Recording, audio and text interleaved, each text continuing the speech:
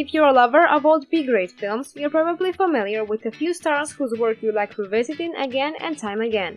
Robert ZDar was one of the stars who recently passed away. The B-movie industry considered him to be one of the most well-known movie stars of the era. Beginning in the mid-1980s, he rose to fame in 1988 as the star of the film Maniac, which he starred in as the title character. Take a peek at Robert ZDar's extraordinary life and achievements. Robert J. Zdarsky was born in Chicago on June 3, 1950. A rare genetic trait known as cherubism caused him to be born with an abnormally broad jawline, which caused him to grow into adulthood. The result would be his unique and intimidating image, which served him well throughout his cinematic career. While attending Proviso West High School, he started taking acting classes. He returned to his hometown of Chicago and started his professional career as a police officer, rather than as an actor. One has to wonder whether he realized at the time that he would go on to become a famous actor by portraying a cruel NYPD detective. Following his police career, he went on to play with band Nova Express, write jingles for commercials,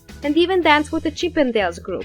But he always believed that he was meant for something more. In the 1980s, he relocated to Los Angeles in order to pursue a career in the film industry. Before we get into more detail on Robert ZDar's life and work, we ask that you kindly like this video and subscribe to our channel so that we can bring you more content. Robert had his first acting job in the B-movie Hellhole, which was released in 1985. Female in-prison films were a popular genre in the 1970s, and this was one of the first to be released into theaters. The plot of the film revolved on a lady who is sent to a mental hospital administered by a deranged doctor. Robert Darcy appeared in the film as a supporting character and was given the name Robert Darcy. Clearly, he enjoyed himself, and his performance in the part left a lasting effect. Throughout the 1980s, he appeared in a number of B-movies, including Cherry 2000, Hot Chili, The Night Stalker, Grotesque, and The Killing Game. In 1988, however, he had a surge in popularity, fame, and fortune. In film Maniac, produced by Bill Lustig and written by Larry Cohen,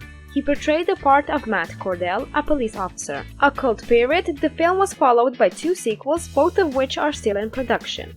In reality, he was interviewed for a special DVD of the film, during which he talked about his time on the set of the film with fondness. His character in the film Maniac is a police officer who is assassinated in jail after being falsely convicted for police brutality. He wakes up as an undead police officer and starts wreaking havoc on the lives of others. Robert ZDar demonstrated in this film that he has a remarkable ability to portray villains and terrifying characters. Despite the fact that the film did not get a lot of positive feedback from reviewers, it is a favorite among lovers of B-movies and exploitation movies. Robert ZDar and the film were both addressed in a song written by comedian Neil Cicerega titled Two Trucks.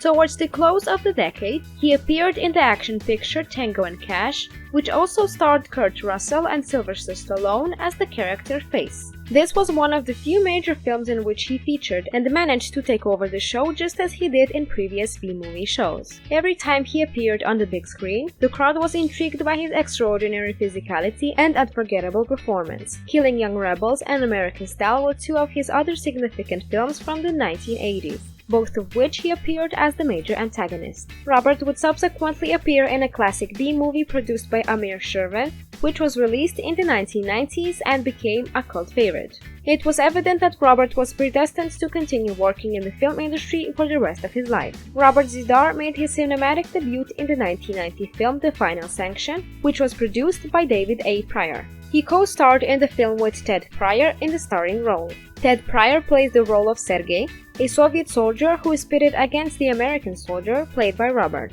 They eventually come to the conclusion that dueling is pointless and decide to band together to fight against both regimes, both of which are hellbent on warfare. Despite the negative reception to the movie, Robert ZDar did not let this deter him from pursuing his acting career. In 1990, he had an appearance in the comedy movie A Gnome Called Norm, that was released in the same year. He also appeared in the 2 Maniac Cop sequels as well as the Beastmaster sequel. He appeared in the 1991 crime film Mobsters, which was about the formation of the Commission, the ruling body of the American Mafia formed by Lucky Luciano.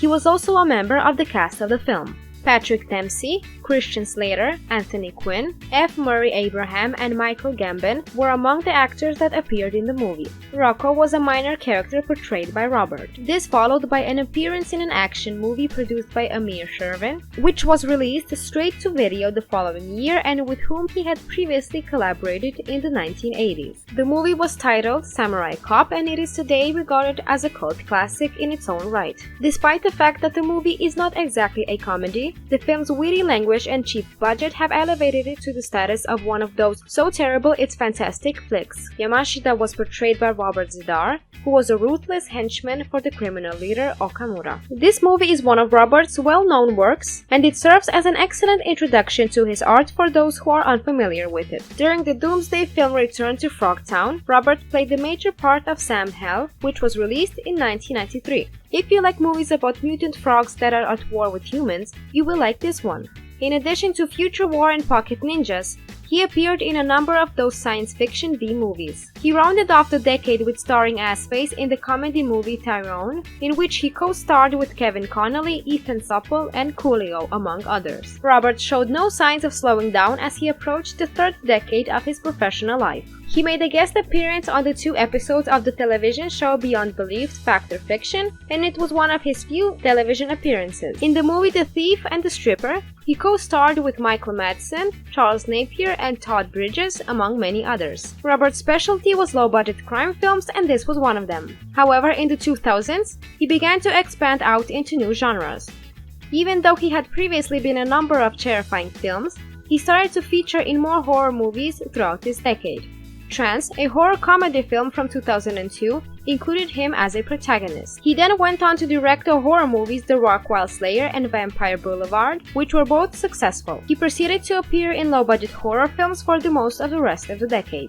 With each passing day, he's shown his ability to be both hardworking and devoted to his job. In 2002, while shooting a film, he had a back injury that required surgery. This had no effect on his performance, and Robert acted for the rest of the decade after that point. Robert has previously visited the Pensacon event in Pensacola, Florida in the year 2015. During the event, he started having severe chest problems, which prompted him to seek treatment at a hospital. He stayed in the hospital, and unfortunately, his health deteriorated throughout that time. He died on March 30th, 2015 at the age of 64 after suffering a heart attack. He'll be regarded as a legend of the B-movies and as one of the prominent performers in the business for the rest of his life. In fact, he was the subject of a couple movies that were released after his death. Spring Fever, the most current film to be released, was published in 2020. It is a film about a virus that is spreading across the population and is designed to control it. Roth Chile DeVille was portrayed by Robert as a supporting character. However, given his track record, we wouldn't be shocked if he had even more projects in the works that would be published in the future years. Now is the time for your comment. Do you believe Robert ZDar deserves to be recognized as a cult cinema actor? Please let us know in the comment box below before you go. Make sure to like and subscribe to this video for more excellent stories. To get our most recent content, click the bell icon. Keep an eye out for our upcoming video.